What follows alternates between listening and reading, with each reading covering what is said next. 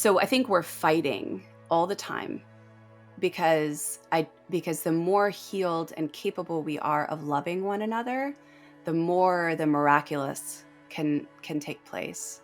The more beauty that can come in, and I think the more of God we know and can experience. So, Okay, welcome. Thank you so much for being here. I'm deeply privileged and honored to be chatting to you. thank you so much for having me. It's a privilege. Awesome. So, to start off, can you tell us your story?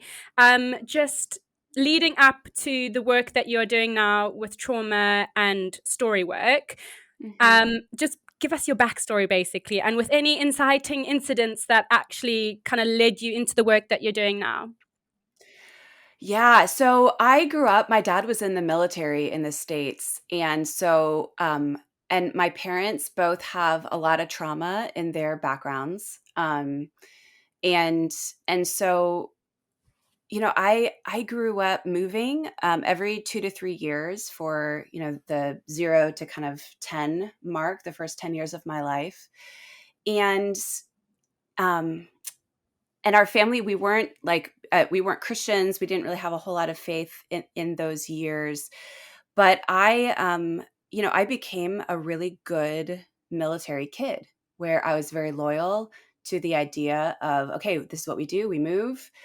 You don't get too attached. You buckle it up and just move on to the next thing and try to do your best. And then during that season, there were several pretty severe traumas that happened to me, including childhood sexual abuse and um, and trouble with eating disorders and just different things that happened because of that.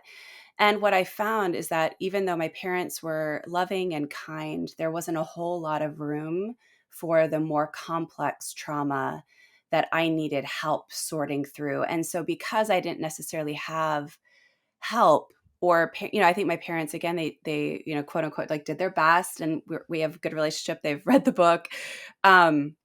But there was a sense of, because of their own trauma, they just didn't want to believe that there was trauma, I think, going on in my life. And even though there were signs, it was like, well, let's try to make it better from the outside. Let's try to, do you want to go to the mall and go shopping? Let's go to the movies. Like, there were all these kind of fixes. And I was really struggling on the inside. And what I learned was I can only rely on myself, right? There's no one coming. And I think that put me into a trajectory of a lot of self-reliance, but also a lot of perfectionism, in the sense of, I'm going to make sure that the I look perfect all the time, and that I've got my life together, and I'm going to work harder and harder and harder to try to kind of thrive and be successful. And but really, I was just trying to outrun my shadow emotions, the parts of me that were um, really undone on the inside. And so eventually it caught up with me, right? Because I had this kind of veneer of who I was, and I got to college, and I had this wonderful girl that lived across the hallway from me in college. And she was like, hey, you seem real nice, but I don't actually know who you are. It feels like you have this veneer and no one can get in. And they called me Ice Queen. That was my nickname. And it was true. And so I started to have to really look at myself and realize, like, what am I running from, and what am I hiding, and and how do I start to recognize those things? And that's when I started to tell more of my abuse story, and start to dig into more of my family of origin stories, May and I? really seek healing. Yeah, I want to ask, were you a Christian? Did you have faith By growing that up and point, through all this? yeah. So we started going to church when I was about 10. And church was really a balm for me, because it gave me kind of a purpose. It gave me a way to circumvent my feelings in some ways. And, because it gave me a list of rules. Like, if you do all these things, then you are a good person. And, this is how you know. And I was like, fantastic. This is great. And there was a lot of beauty. There was a lot of goodness to that. Like, I was enthralled with scripture, which I still think is incredibly fascinating. I had a faith that helped give me purpose. but it was really more of my faith was around um, giving me a roadmap to how to be a good person so I could settle in my own body. And that started to shift in college. Hmm. I'm just interested. I ask because with my own experience of church is they don't it didn't really offer me a place personally to actually understand what's going on at a deeper level. Right. Things can be very spiritualized, or like you say, here's some laws and rules to live by, and you're gonna end up really, really good in life if you do all these things. Yes. Um, so, and I've heard that experience from a few people. So, what was it then? So, you said at college it shifted for you, where you kind of started unpack what was going on deep Hmm. inside. Did that have any link to your faith? Was it with my own story? It's like ignoring that what's happened to me in my past for so long, and it was hard to kind of connect the broken wire of, oh, I'm a human with these broken emotions, but there's also this spiritual idea of what I think I should be. I should be having these blissful emotions and enjoy and in peace and all these things. So it was very hard to connect these. It sometimes Hmm. still is, for me to connect and accept my humanity. So did you have that kind of experience? Did it come together for you? It did, but it felt like in some ways, was deconstructing my faith, and so I actually found through my experiences that God is far more comfortable with the shadow and the parts of our hearts that are messy and undone and confused and ashamed. Like those are the parts where I find God is the most present. Hmm. And I, the church I grew up in said, that God doesn't like those parts. In fact, you need to eradicate those parts. And that's the sanctification process, right? All Yeah. these big words. Yeah. And and I was like, okay, great. Let's do that. But as I became more free and more willing and able to tell my story, I found a faith that was really able to hold the whole of me Hmm. and bring comfort to the places that I was most ashamed and that were the most hidden. Those were actually the parts where I found God the most real. And that was so I think sweet for me and such a redemptive arc because again I had really clung to the idea of like sanctification, resurrection, like skip over all of the heartache, all of the trauma, and just like be a better person. And now you are a Christian, so you should be, and I think in the church I kept on running into these folks who were like, the best, the most saved people in my church, and they were so mean Oh yeah. and so vacant and Mm. like unwilling. Every time I would come with a real issue, it was like, okay, well, pray this prayer and read the scripture and kind of pull it together. Yeah.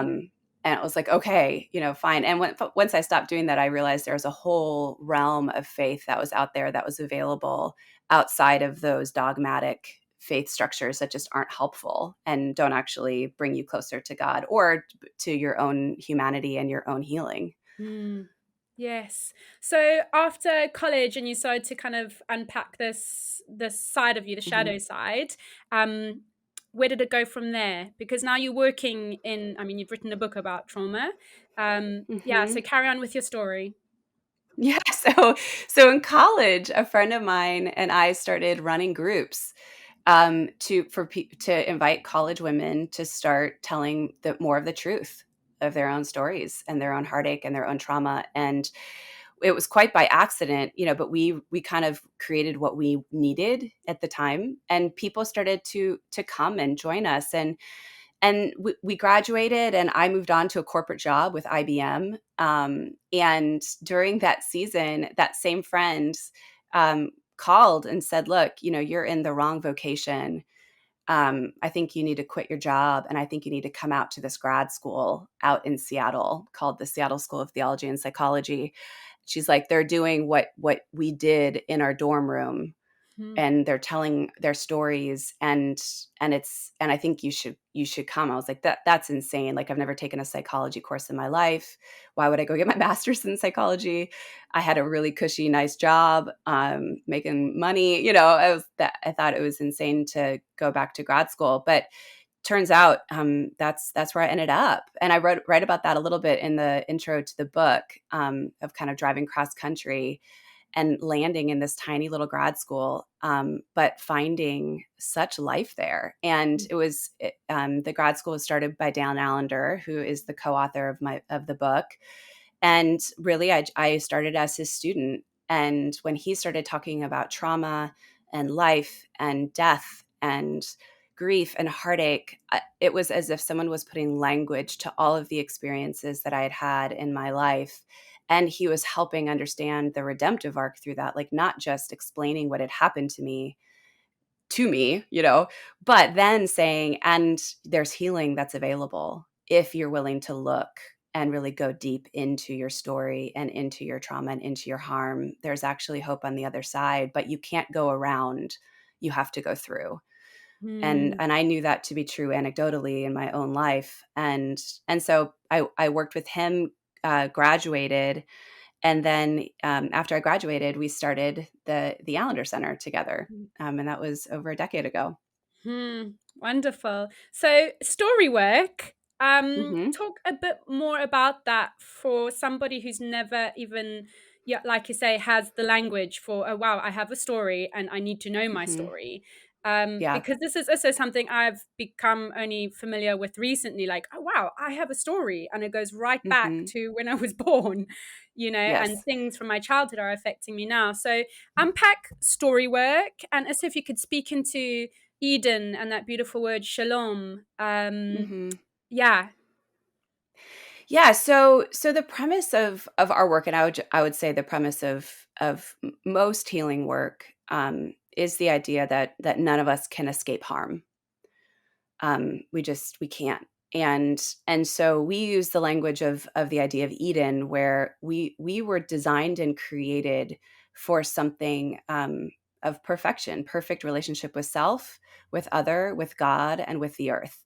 That's what our bodies are kind of designed to be, right? yeah, And then we show up on this earth that is very close to Eden, but also very broken. And then we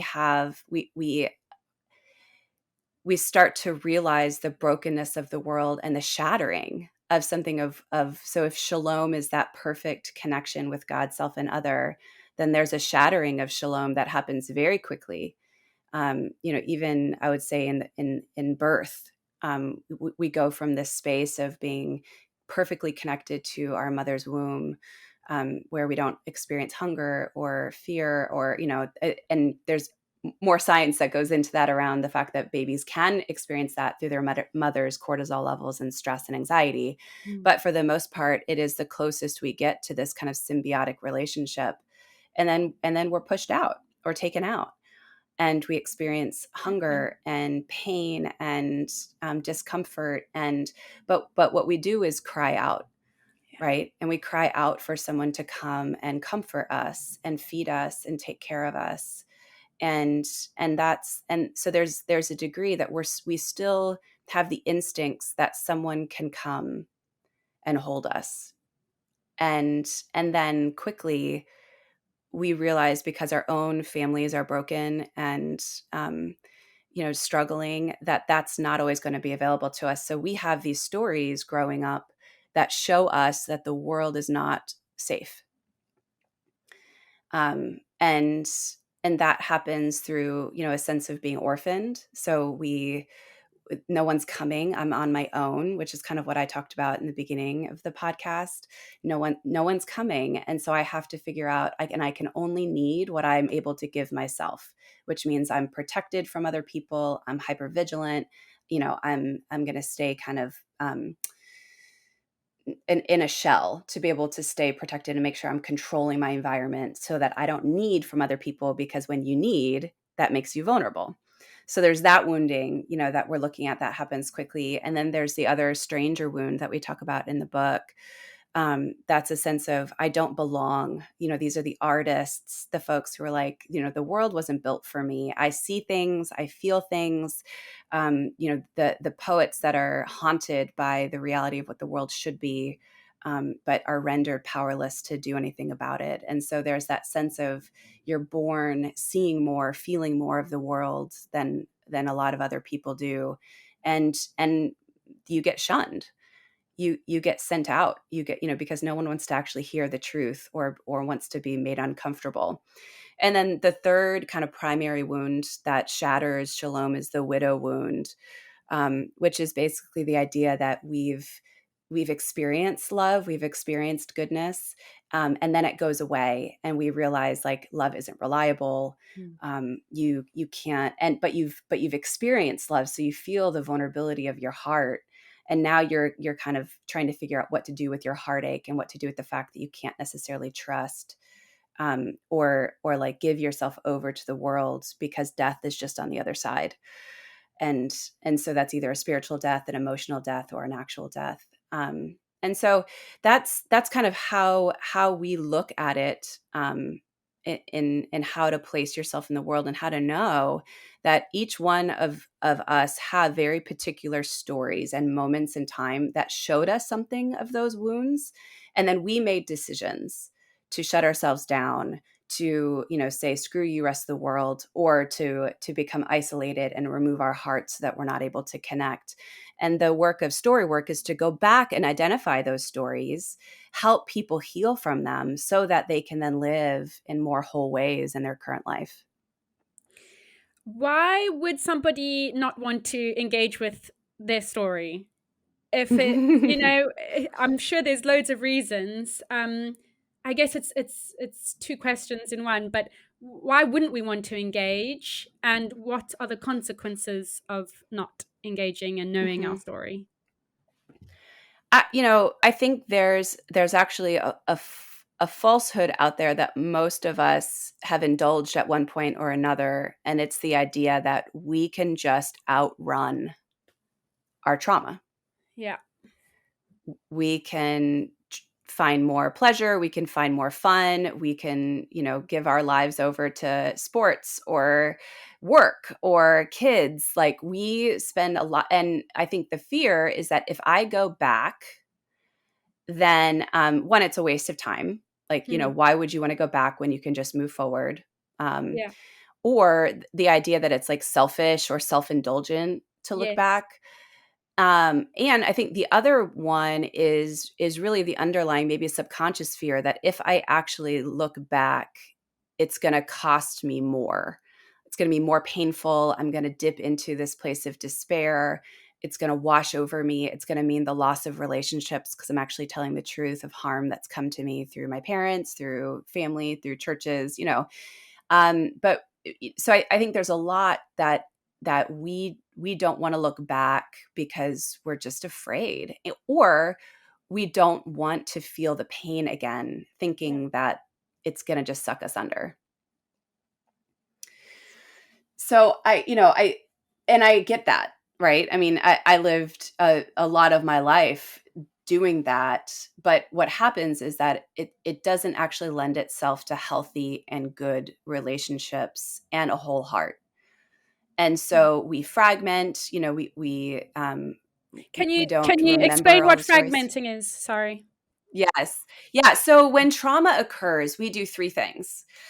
The first is fragment. And fragmentation is basically, what you've experienced is too much for you. And so your brain literally puts it into pieces and disconnects the story in your mind, to protect you from it. Because if you actually saw the whole story when you were little, let's say we're talking about a 5-year-old who has been sexually abused, well, they can't hold that whole story in their bodies, right? It's too much for them. So you get pieces, and they can hold the whole thing literally in their brains, but when they're little, their protection mechanism is to split it all apart. So oftentimes when you're talking to abuse victims, they'll have snippets of the story. They have moments. And then you have to start to kind of pull it back together, because the way that our brain heals is that when we actually allow our left brain and our right brain to reconnect, to integrate, it creates pathways in us that allow our bodies to rest, allow the right balance of chemicals. It's actually like not just an emotional thing, right? It's how our body heals itself, is by putting stories back together. Even though they're incredibly painful, it allows us to then rest, Mm. because our body already knows what happened to us, but our mind is ignoring it out of protection, right? So that's fragmentation. So part of story work is to defragment a story, to help it come back together, because often we miss details that are present, but we don't want to look at them because they're too painful. But what we often find is that when people defragment their stories with help, they then there's so much more freedom in their bodies, because they actually they're all of them is reintegrated. So it's kind of like, if you um, throw out your shoulder, or not throw it out, but dislocate your shoulder, Mhm. right? It's like hanging there. It's still attached to your body, but it's dislocated, like, and it's painful. And you have to go through someone pushing it back in, which is also painful. But as soon as it gets back in your shoulder, it's sore, but that pain of it being dislocated is gone, right? Yes. And so that's what we're doing with stories, is helping them reintegrate, and kind of come back into alignment, so that our bodies can move in the way that they're meant to. Otherwise, you're doing workarounds all the time to try to ignore the pain, right? Mhm. No, no, sorry. So that's fragmentation. Yeah. Yeah, yeah. Okay, okay, good. So if you've got someone who's just started to be aware, okay, I've got a story, I need to engage with it. Where do you even begin? So I would, I mean, reading the book Redeeming Heartache is a great way to start, because it actually lays out the, I don't know, the process maybe, Mm, mm, and kind of the redemptive arc of identifying what actually happens to us, how we respond, what our bodies naturally do, and then how do you recover? mm, How do you move more into healing? And I think once you have a sense of, oh yeah, because I think the beauty of books, not just our book but other books, is that you can read it at your own pace, but then you land at something and say, oh yeah, that's me. Like, you mhm, find yourself in the pages, and you realize, just like when I was at school with Dan, he's telling me things and going, yeah, that's my experience, and now I understand it, right? And mhm, so to start with a sense of identifying yourself in the midst of your own story, and then the hope would be to move into actual story work. mhm, There are lots of therapists who do this, lots of groups that are available. You can go on my Instagram page, Cathy.Loerzel, and see different people who are running groups, both, virtually and in person. The Allender Center does a story workshop that's virtual that you can sign up for. But it's really that sense of, once you start to be curious, there will be stories that start to come to your mind. And it's actually really helpful to even just write them down, to start mm, to think about what those stories are and maybe what they're trying to tell you, and then to be in community around those stories. The healing that happens from that is pretty incredible, and I don't know that I would still be in this field if I didn't actually see it work over and yeah, over again, yes, which is really hopeful. yes. Can you explain that redemptive arc again and go just a bit more into detail for someone who's never Hmm. heard of that? Sure. Yeah, I'm realizing I use a lot of language, thick language that has a lot of meaning. Um, Yeah, so when I think about the redemptive arc, that idea that we have Eden or shalom built into us, we then experience shattering, right? That sense of, okay, the world's not safe, it's not what it's meant to be, and I need to make some decisions. And then you move into that space of like self-protection mode, which is that orphan, the stranger, the widow. You're saying, okay, if the world's not safe, I'm going to shift my way of relating to make it safe again for Mm, me. But it's safety based out of wounding and harm. It's not true intimacy or true mutuality or connection with people. It's like, um, I feel for an orphan, like, okay, I know that no one's coming, so I'm only going to rely on myself, and I'm going to close myself off to any need. Well, to actually have the orphan go through that redemptive arc, that orphan heart needs healing. That orphan heart needs a sense of grieving what's been lost, where harm has come to take place, and the sense of what you've had to do as a human being to survive. And part of survival is leaning into survival techniques that are not necessarily healthy, Is that, that do you mean don't. addictions and Mhm. what about attachment theory? And, like when we have unhealthy attachments, is that also something Right. that falls in there? Absolutely. So the orphan, could, let's say the orphan is relegated to the idea that everyone's going to leave me, right? And so the way that they attach is very insecurely, because they're always waiting for someone to leave. So they have intimacy issues. They have a hard time believing that someone will stay. Or when there's conflict or disruption, they have a really hard time moving back into relationship, because they're like, oh yeah, see, you prove my point. You're not safe. I'm going to peace out, right? And so, yeah, it develops all those unhealthy ways of relating, and attachment is just another word for relating, Mm, right? How we relate to other people and our capacity to trust. And so, when we're working out of our wounding, it's very difficult for us to develop healthy attachments, healthy relationships, because we're constantly looking for the other shoe to drop. mm, And then sometimes that becomes a self-fulfilling prophecy, right?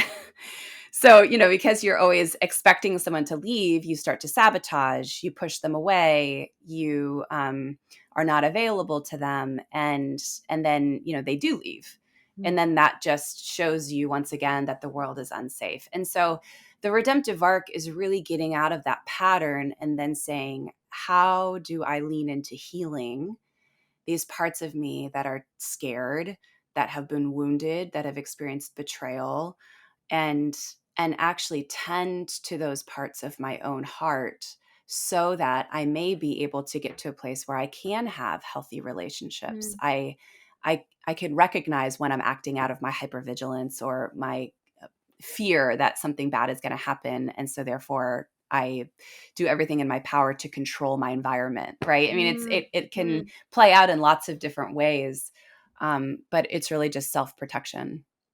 And um, I've heard this before. I guess through faith circles and yeah, various different places, that if you've had like an unhealthy style of relating, and there's wounding there or trauma, you kind of need to experience a healthy relationship for that to heal. But is it possible, let's talk romantically, if you don't have a healthy romantic relationship, is it possible to heal by yourself, basically? Yes, and I think romantic relationships are actually often the things that bring healing the least. That Good to sounds know. really cynical. I'm It- glad you're the first person that's ever told me that. I've always heard like you need a really good man who's really solid and all this stuff. I'm just like, okay, oh, that sounds like it's like a lot of pressure then to find someone who's well, no, yeah, healthier than you. And so yeah, I think maybe potentially you could, get, if you're in a really healthy relationship with somebody who's, treats you well, it's obviously going to have a good effect. But to of have the course, pressure to find someone who's going to aid in your healing when you just want to get on with your healing yourself, hmm there's obviously something's wrong in that. yeah. So this is what I'm going to say it in two ways. One, we have to be responsible for our own hearts Beautiful. and our own healing. Yes. And I think a lot of that happens in and through relationship, but only if we really take responsibility for our own impact, for our own healing journey. And because if you're relying on a spouse or a partner or even friends to kind of help you in this healing arc, you're really like putting more demand on those relationships than is healthy. Mm. Um, However, I also believe that relationships and community are incredibly important, and will bring healing to us, but only if it's both and. You know, if you're not taking responsibility over your own heart and your own journey, then you're it's going to be a meshment. Like it's going to be Yeah. a sense of, okay, I need to find someone good so they can heal me. Well, that's going to blow up real Yeah. fast. But if you can go and find someone who is wanting to be with you on that journey, oh my goodness, there's so much goodness that can happen when you have to practice being kind to one another, being gentle, creating space, being present, Mm. because your relationships will reveal where you panic, where you Mhm. sabotage, where you want to move away from relationships. But if you're not doing your own work, then your relationship can't do that for you. Yes. Yes, beautifully put, thank you. Mhm. Um, okay, so with the redemptive arc, we start at the top. I guess it goes Mhm. like this. At the top Mhm. here, you become aware of Mhm. kind of the work that needs to go on. And then what happens when you go down? Going down doesn't seem Yeah. like a very nice thing, and we wanna get up here. Yeah, so what you're describing, I designed a couple years ago, we call it the U diagram. Oh, yes, yes. And so you guys can Google that. It's also on my website if you wanna take a look on a lecture specifically about the U diagram. But it, we think we can skip over death and heartache and uh, um, grief. Like we really want to, all of Yes, us. And I think yes. the Christian church does, especially the Western evangelical church, really wants to skip over it. And the idea that you can just kind of like find your way over to redemption without actually having to acknowledge what happened to you and what you've done in response, right? It's not just what's happened to you. It's then what have you done in response that continue to perpetuate a faulty style of relating, right? Or a disordered style of relating with other people. And so what we do, and this is, I'll describe it in a linear way, but it's not linear, right? Okay, yeah. Uh, but you start to drop in, once you start to tell more of the truth, you defragment your stories, you start to be able to land on, this is what's actually true about my life. This is what's true about the harm that's happened. This is where betrayal and powerlessness and ambivalence and shame have taken up residence in my life. And you start to lean into some of those stories, and people are like, well, I have, 5,000 stories, or I have 0 stories, right? Like my life was fine. There are always stories that taught you something about how, um, like what's required of you to live in this world, right? Mm, And so, that can be just like really busy parents who were like, hey, you're kind of on your own. We're really into our careers and our lives. So yeah, we're here for you. We'll provide for you. But we're not actually available. Well, a child who's growing up in that home wouldn't say that home is abusive, right? But there's profound neglect in that. And that child learned quickly that my mom and dad are not really available for me. And so I need to figure out how to manage my life, right? mm, And so you get into the particularities of what that felt like for that little kid, that 5-year-old, that 7-year-old, that 10-year-old, because there's grief and heartache that's been masked over by overfunctioning. And so you start to strip away where you've overfunctioned, and then you start to get to the core. And so that's the drop, right? So you get more and more into the core of how wounding impacted you and just how devastating it was. mm, But in order to do that, you have to be open, like your heart has to be vulnerable and available to grief. hmm. And so many of us want to circumvent grief because we're scared of it. Oh, absolutely. How do you engage with the grief? Especially for somebody who's maybe avoided it their whole life. Hmm. Perhaps they've also got a temperament that's extremely, sanguine and happy and extroverted. So to drop Hmm. into a place of, oh, I need to engage grief, how do you even come in? From what angle? Yeah, it's a great question. And the answer is you can't. until people are ready. Hmm. And the beautiful and broken thing about this world is that for most of us, at some point the cracks begin to show. There's not enough alcohol in the world that will make you happy again. The drugs have kind of worn off in terms of creating serotonin and dopamine for you. Your relationships start to fall apart. You're just Yeah. depressed, and you keep seeking after the next adventure, after the next adventure, the next high. And and for a lot of people, it starts to break down. Mm. And and so for those who are still seeking after um, the the ride that will keep them away from grief, you can't force them to move Yeah. into that space. But you can be prepared when things start to break down. And there's a window. And I think part of what's happened with the pandemic is that more of our coping structures have broken down Mm. culturally and collectively than ever before in our lifetime. Mm-hmm. And so people are starting to wear thin because without actually engaging their stories and the grief that's underneath the surface, they're spinning out. I mean, more Mm. depression, more anxiety, more suicide. I mean, we're a mess. Yeah. And and again, like the things that we've sought after to try to keep us out of the bottom of that aren't working anymore for a lot of us. Mm. And I think for so many, they're like, do I really want to become an alcoholic? Do I Mm. really want to be alone for the rest of my life? Do I really want to have broken relationship after broken relationship? Do I really want to be depressed? Like, I think everyone is like, well, okay, so if this is the one, one broken and beautiful life that we have on this earth, Mm. Yeah. what do I want to do? And how do I want to bring creativity and healing and a different presence to the world? And you can't do that when you don't understand what it is to grieve Mm. both your own life, but then also be able to have empathy for other people and what they've suffered.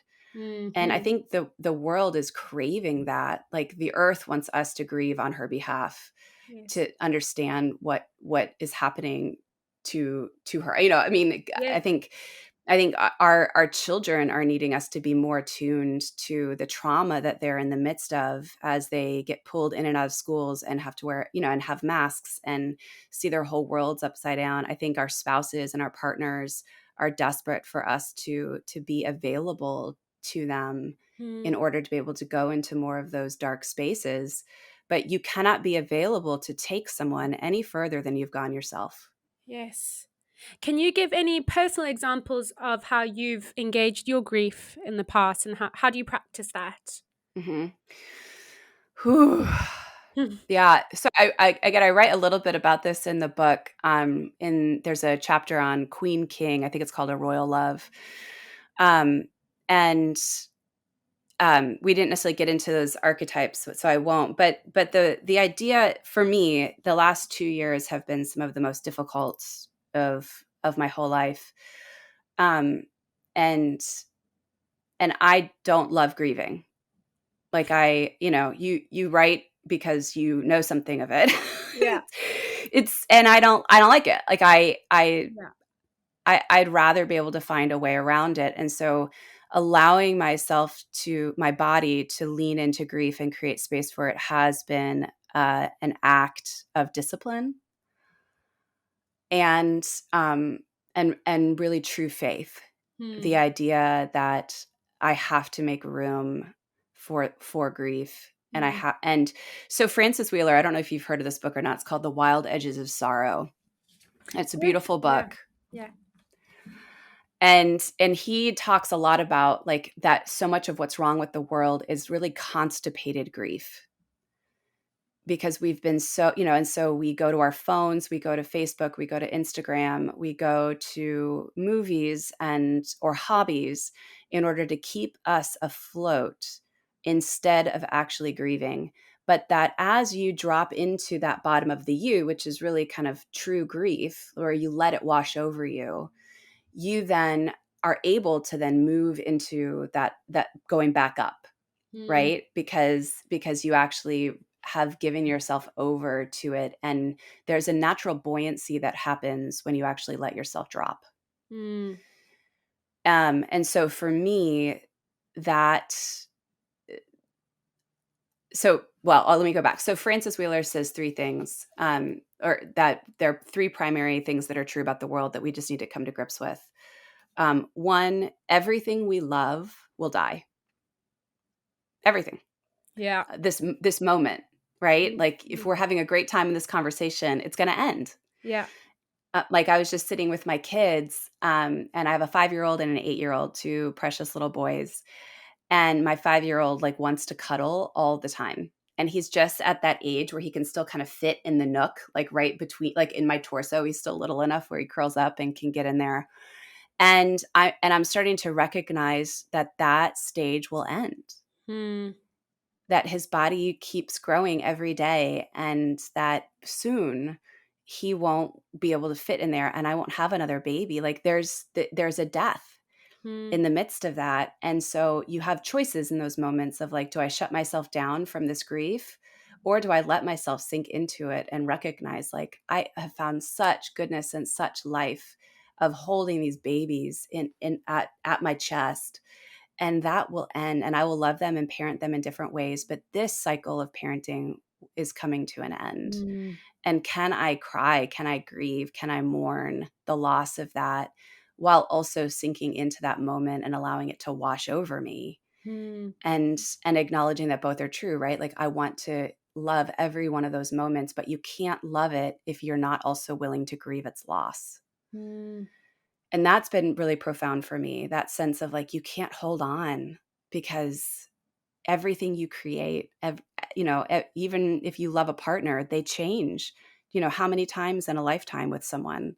Mm. And so who you married is dead. They're gone. Mm. Mm. They don't exist anymore, and you don't either. Mm. And so, and then the second thing he talks about is that your heart will never really be loved in the way that it was most meant to. Wow. It won't. Hmm. By a human.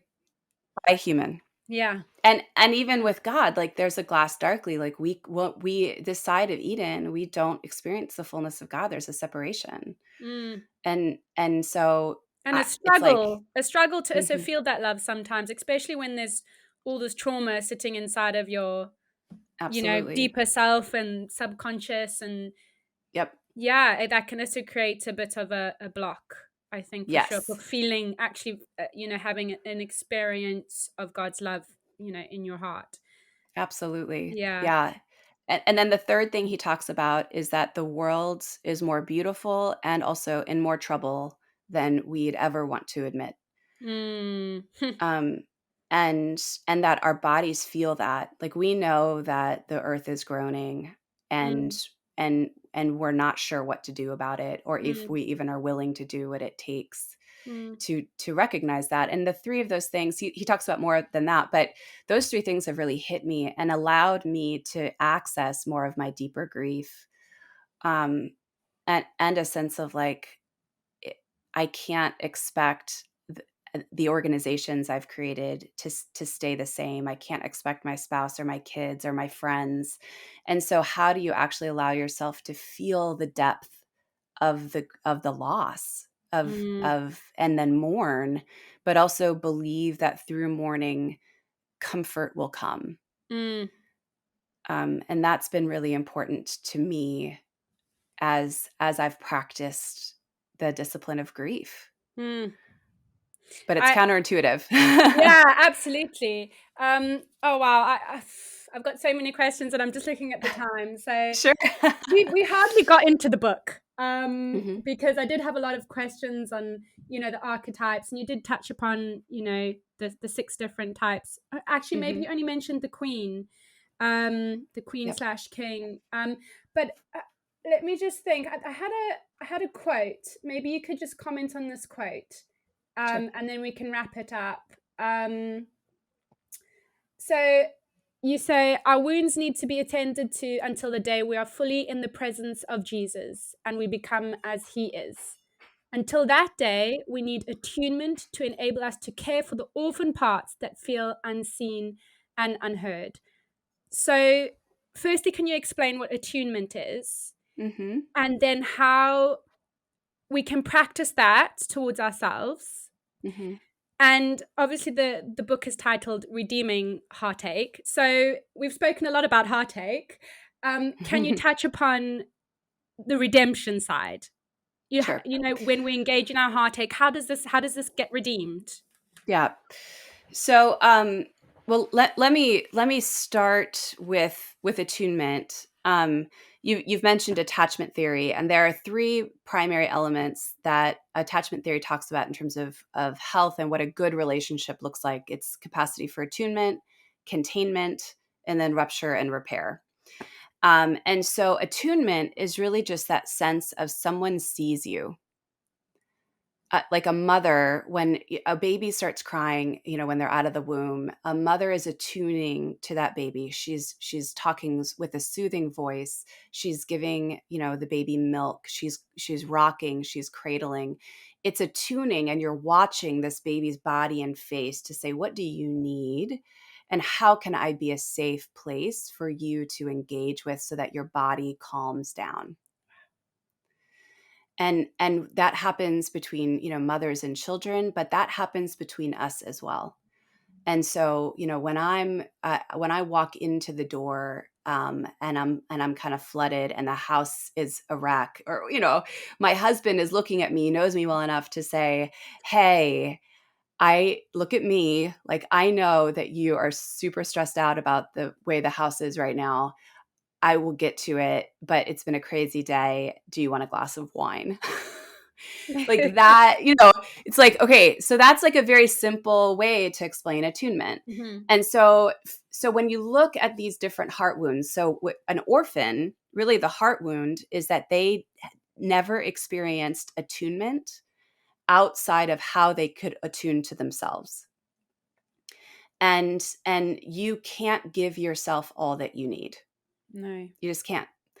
We're built for relationship. We're built for connection. And so, an orphan is really struggling. What they need is someone to attune to them, whether that's a therapist, groups, friends, spouse, partners, you know. But it's also very dangerous to receive attunement, because as soon as you receive attunement, they're giving you something that you can't give yourself. So it Mm. feels threatening. Because the automatic question for an orphan is going to be, well, what's this going to cost me? Mm. So I let you take care of me right now. It feels good, but now what's the catch, right? And so often an orphan will do a self-fulfilling prophecy where even when attunement is potentially available, they don't want it because it's too threatening. And then it also moves them into grief because they realize, oh, this feels so good and I've never had this. Mm. So, like an orphan, when you're caring for an orphan heart, especially when we do story groups, they're always looking at me like, I so deeply long for the attunement that you're bringing to me. I also hate you for this, and I don't Mm. trust you. And I also know that I'm paying you for this, and you're going to be gone in an hour, and then I'm going to be left all alone again. So you're opening me up, and then you're going to leave me. So screw you. Right? That's the kind of connection point of an orphan. But Wow. what happens is, even when you have moments of attunement, it helps our bodies collect themselves and drop into safe spaces. And that's where the redemptive arc comes, right? The idea that as you start to understand these parts of yourself, and both where you've longed for connection and places of rest, when you realize that you didn't have it, you're able to grieve, but then you're also able to move more into a space of health where you're then more available when moments of attunement are available to you. And you can then offer attunement from a healthy place to others. Mm. The beauty of redemption is that it's a give and take, it's a mutuality. And so, it's not just about me receiving from someone else, it's also moving into a place where I can then be healed enough to offer attunement in a way that's Mm. not demanding. that holds space for people's struggle. And I think that's the hope of the book, right? It's not just to give you a sense of, okay, this is what's wrong, this is what's happened to your life, this is where it's all broken, but we're really then ushering you into a place where we're all meant to create beauty in this world. Like Mm. that's our deepest calling. And we create beauty by setting a beautiful table, even though it's a Tuesday night and you're eating tacos. Or you create beauty through creating, like organizations or art or music. Like we're all meant to look around us and say, what is our call to help make the world a little bit better? Yes. And but you can't do that if you're so deeply struggling with trauma that's still Yeah. haunting you, that you're Yes. trying to outrun. Hmm. Mhm. Beautiful. Thank you so much. You You're have welcome. given, it's mind blowing. I'm going to have to listen back to this a few times because there's so much to be picked out. And yeah, I had so many questions. So you talk about the work of evil. The last one, because we have a few more minutes. Okay. We didn't touch too much on the spiritual side, but there's another quote from the book that says, "Evil uses mockery and threat to keep us from healing." So Hmm. if you can touch on the things that stop us from entering into our healing, and then you can just close off and tell us what your life mission is. Okay. Well, um, I think I think there are forces in this world that do not want beauty and healing to exist.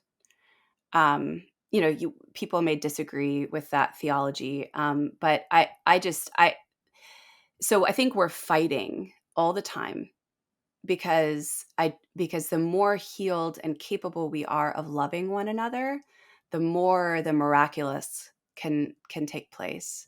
The more beauty that can come in, and I think the more of God we know and can experience. And so, I think we're terrified of feeling hard things, and so I think there's something of that force that says you can't handle it.